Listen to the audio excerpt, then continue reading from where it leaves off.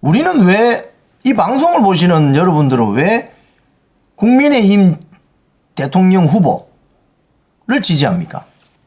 왜 국민들 누구는 윤석열 대통령을 지지했고 또 국민들 일부는 또 이재명을 왜 지지하느냐 이거예요. 제가 오늘 그 이야기를 좀 하겠습니다. 지금 대선 국면으로 급속하게 빨려 들어가면서 정치 현안들이나 전국이 지금 대선 구도로 쫙 빨려 들어갑니다. 그런데 여러분, 이 방송 보시는 여러분, 왜 여러분은 국민의힘의 대선 후보에게 투표를 합니까? 또 어떤 분들은 왜 민주당 후보에게 투표를 합니까? 어떤 분은 심지어 진보당 후보들에게 왜 투표를 합니까? 왜 하세요? 자, 제가 이걸 하나 보여드릴게요. 최근에 있었던 미국 대선에서 민주당과 공화당의 정책 비교를 한 국회 입법조사처 자료입니다, 이게.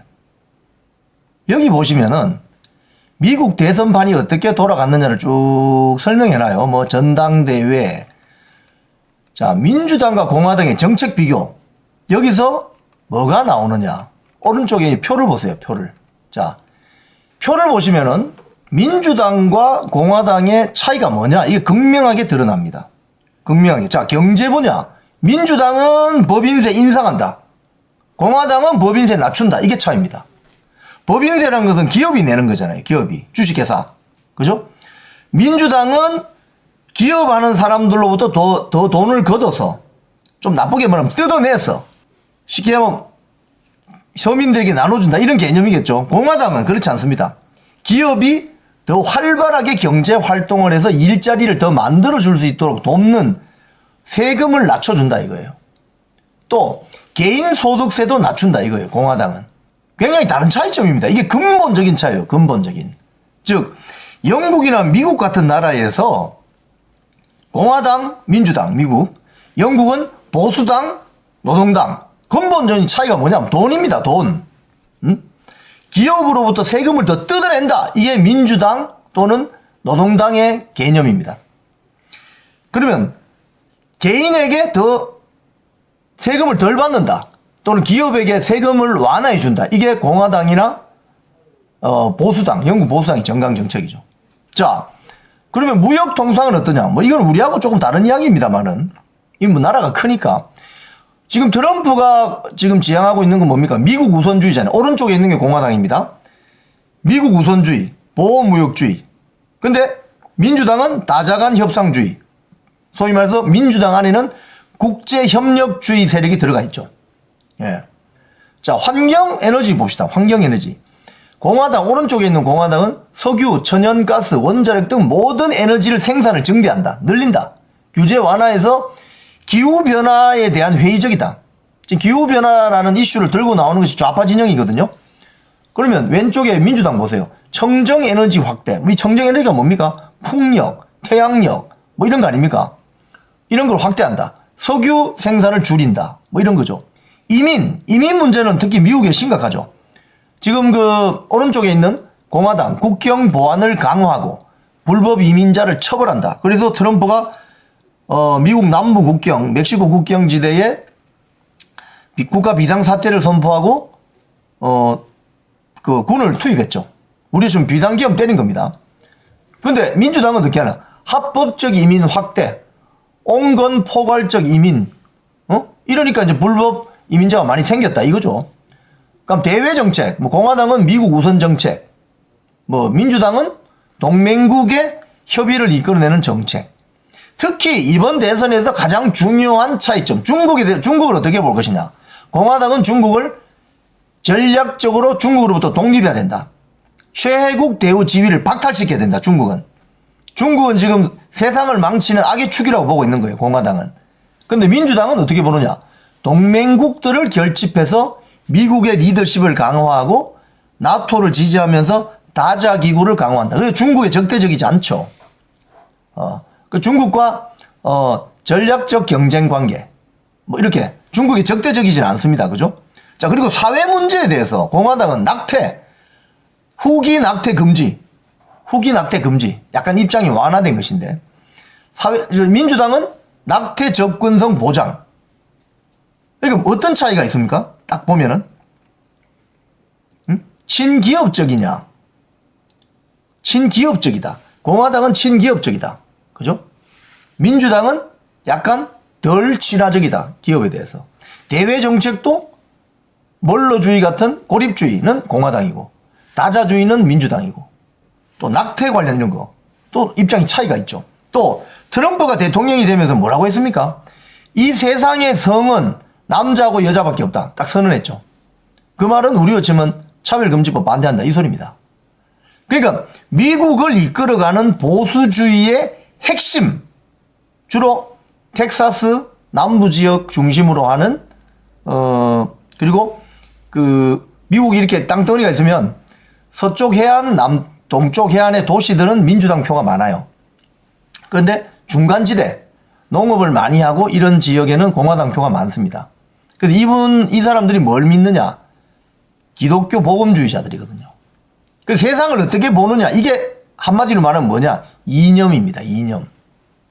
이영풍 TV를 보시는 분들은 이영풍 기자 상당히 예를 들면 생각이 있는 사람인데 그 왜 그런지 아세요? 이념이 있기 때문에 그렇습니다. 저는 이념이 있습니다. 이념. 좌파들이 이념 지향적이죠. 마은혁 인민노련 딱 나오죠. 마은혁 인민노련. 또 지금 좌파 쉽게 얘기하면 586 운동권 출신들이 민주당에도 국회의원 많이 하죠. 진보당에도 있지만 그 자들의 이념은 뭡니까? 종북 주사파, 김일성 주체사당. 이 이념이에요. 이념. 무시무시한 이념. 이념을 가지고 있는 사람들이 우파 진영의 이념을 가진 사람들이 등장하면 긴장하게 돼 있습니다. 왜? 이념이 얼마나 중요한지 알고 있거든요. 좌파들은. 그래서 우파 진영에서 활동하는 사람들은 이념을 가지면 안 되는 겁니다. 좌파 진영에서 봤을 때는. 그래서 이념을 가지지 못하게 하는 방법은 뭐냐? 이념 가진 사람들을 분리해서 떼버리는 거죠. 분리시키는 거죠. 그래서 나온 말이 극우입니다. 극우. 우파 진영에서 자유민주주의 체제를 지키기 위해서 순수한 이념을 가진 사람들을 극우라고 갈라치기 하는 거죠. 극우라고 갈라치기 해서 국민의힘이라는 정당에 자유우파 정당에 그런 이념을 가진 우파 세력이 들어오지 못하게 만들면 국민의힘은 어떻게 되느냐? 이념이 없는 생각이 없는 쉽게 이야기하면 생각이 없는 그냥 하루하루 그 위기만 모면하는 기회주의 세력만 남게 된다. 그래서 핸들링 하기가 좋다. 또는 거기다가 자기 편을 역공작으로 집어넣어서 지배하기가 좋다. 이게 바로 좌파들의 전술 전략인 거예요. 거기에 무차별적으로 지금 당하고 있다. 국민의힘 정당은. 그래서 대통령 후보든 국회의원 후보든 구청장 후보든 도지사 후보든 시의원, 구의원, 군의원 후보든 이념이 없는 사람은 안 된다는 거예요. 이념이 없는 사람은. 자기 생각이 없는데 설계도가 없는데 무슨 공사를 합니까? 설계도가 있어. 설계도. 에? 우리가 휴대폰 이거 하나 만들어도 설계도가 있잖아요. 설계도. 이런 수첩을 하나 만들어도 설계도가 있습니다. 설계도. 보세요. 2025년 미니 노트북. 설계도가 없는 사람들은 그냥 대충 산다니까요. 대충. 그럼 어떻게 되느냐? 대충 산다는 게 뭐예요? 생존을 해야 되기 때문에 힘 있는 쪽에 붙죠. 네. 그게 뭡니까? 기회주의. 힘 있는 쪽에 붙는 게 기회주의죠. 그래서 지금 국민의힘 내부의 문제가 뭐냐? 제가 수차례 말씀을 많이 드리지만 100%다 그런 건 아닙니다. 말은 기회주의 세력이 바글바글하다. 그래서 이념을 가진 사람이 나타나면 굉장히 공포스러워한다. 쉽게 이야기하면 걱정스러워한다. 왜? 저 사람 이념 지금 이재명 이념 있습니까? 없습니까? 한마디로 먹산이즘이라고 하죠. 표만 되면 다 돈 준다. 나라가 망하든지 말든지 간에 표만 되면 다 돈 뿌린다. 이게 먹산이즘 아닙니까? 예? 진보당의 이념 뭡니까? 거의 경기동부연합, 김일성 주체사당 이런 거 아니에요. 거기는 좌파 진영은 이념이 있는데 왜 우파 진영은 이념을 가지면 안 되죠? 예? 우파가 그동안 강력한 이념을 가지고 있었습니다. 적어도 노태우 정부까지는. 강력한 이념. 그게 뭐예요? 반공 이데올로기. 공산당은 안 된다는 반공 이데올로기. 이승만 대통령, 박정희 대통령, 그 다음에 전두환 대통령, 노태우 대통령까지는 특히 세 사람은 군 장성 출신이었기 때문에 이승만 대통령은 그 스탈린, 모택동이 국제공산주의가 태동할 때 이미 공산주의의 본질을 알아챈 사람이었기 때문에 대한민국의 방향성을 자유민주주의 체제로 가야 된다고 결정한 분입니다. 그래서 그분은 건국 대통령입니다. 그 이후에 박정희 장군, 전두환 장군, 노태우 장군이 대한민국의 대통령을 할 때는 강력한 통치 이데올로기 중에 하나가 반공 이데올로기였습니다. 즉 대한민국 좌파의 원로는 뭡니까? 조선공산당 아닙니까? 그죠? 조선공산당이 북조선 노동당, 남조선 노동당으로 나누어져서 6.25 전쟁이 벌어지고 하죠. 이 자들이 가장 무서워하는 상대가 누구였냐? 반공 이데올로기 가진 정치 세력이었습니다. 그게 이승만 대통령이 자유당, 뭐 박정희 대통령의 공화당, 전두환 대통령 때 민주정의당 뭐 이런 거 아닙니까? 그래서 이 좌파 세력들은 우파가 반공 이데올로기 같은 이념으로 철저하게 무장하면 무시무시한 거예요. 왜? 경쟁이 안 되니까. 그런 시절을 거쳐왔습니다. 대한민국의 역사는. 그런데 90년 YS, JP, 노태우의 3당 합당 이후에 대한민국 우파 정당 플랫폼을 장악하기 시작한 사람들이 의회주의자들이 많죠. 초기에는 여러 군데에서 인재 수여를 했습니다. 뭐 심지어 뭐 민중당 활동했던 사람도 그때 들어온 사람이 뭐 이재호, 뭐 지금 부산시장 하는 뭐 박형준, 뭐 이런 사람들, 민중당 출신들도 많이 들어왔어요. 또 뭐 김문수 전 장관도 뭐 그런 식으로 들어왔고, 또 뭐 여러 가지 루트를 통해서 들어왔는데, 그럼 지금 어떻게 되어 있느냐? 90년 이후에 26년 만에 대한민국 가장 큰 우파 정당 플랫폼이라고 하는 국민의힘이라는 정당 플랫폼이 어떻게 되어 있느냐? 지금 이념이 있냐? 어떤 이념? 이념이 거의 없어요. 없기 때문에 너도 나도 국회의원 배지 쉽게 달려면 여기 온다 이거예요. 그러니까 이 사람의 이념성을 따지지 않고, 이 사람 사법고시 출신이네, 행정고시 출신이네, 외무고시 출신이네, 집에 돈이 많네, 뭐 엄청난 재력가네, 이러면 다 받아준다 이거예요. 그 이념과 상관없이. 그러면 정당은 뭡니까 여러분? 정당은 권력 집권을 위한 동일한 정치 이데올로기를 가진 정치 결사체거든요. 그런데 이념이 다 서로 다른 사람끼리 모여가지고 그 정치 결사체 되겠습니까? 안 되겠습니까? 바로 그 점이 윤석열 대통령이 탄핵을 당하는, 박근혜 대통령이 탄핵을 당하는 그 지점이다 이겁니다. 박근혜 대통령? 윤석열 대통령? 내하고 이념이 다른데 탄핵시키지 뭐. 찬성해 그냥. 새누리당 국회의원 62명, 한동훈, 친한동훈계 계열 국회의원 20여 명. 그래서 2명의 보수당 출신의 대통령을 날려버리고도 여전히 정신 못 차리고 있는 거죠. 또는 잘 됐네. 우리가 이제 뭐 좀 버거운 사람 쫓아냈네. 윤석열 대통령 뭐 반국가 세력이라고 하고 말이야. 부담되고 말이야. 저런 말 하면 안 되는데 잘 됐다 그냥 요번에. 이렇게 생각한다 이거예요.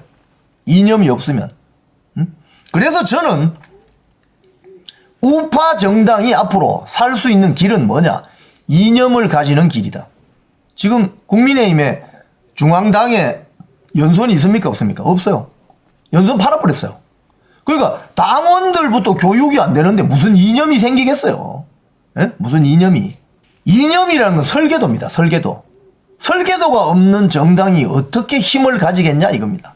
설계도가 없는데 내가 어떻게 이 여정을, 집권을 위한 여정을 어떻게 가져갈 것인지. 제가 방금 보여드린 것처럼 미국의 공화당과 민주당의 이 설계도입니다. 이 사람들은 이 정강 정책이 변하지가 않아요. 특히 법인세.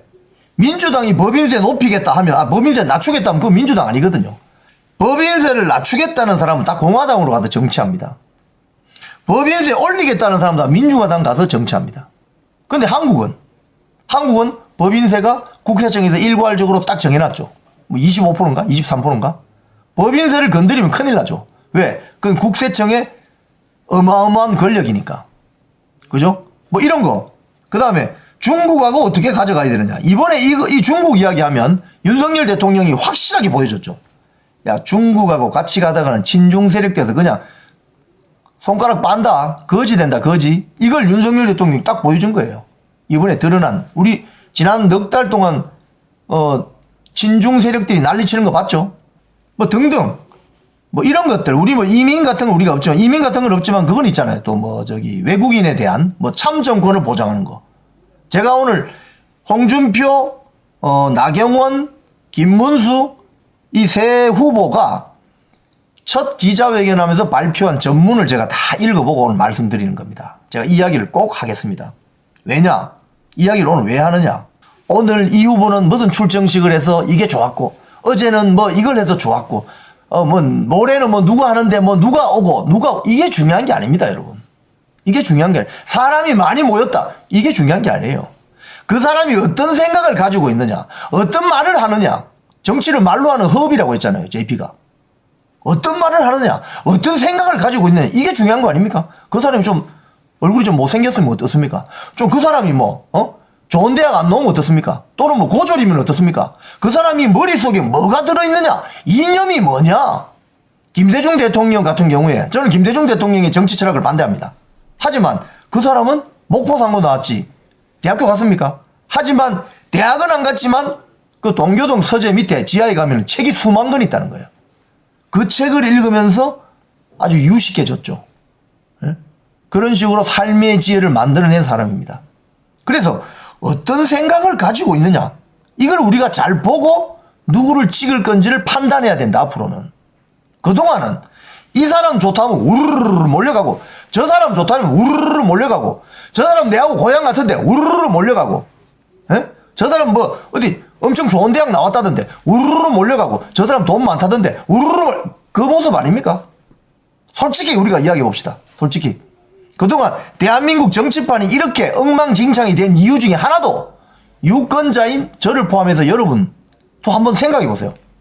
어떤 사람을 놓고 판단할 때 저 사람이 어떤 목소리를 내느냐, 어떤 정강정책을 이야기하느냐가 아니라 저 사람 내 누구하고 친한데, 저 사람 내 고등학교 선배인데, 저 사람 내하고 같은 대학교 동문인데 뭐 이런 것 때문에 호감을 가지지 않냐 이거예요.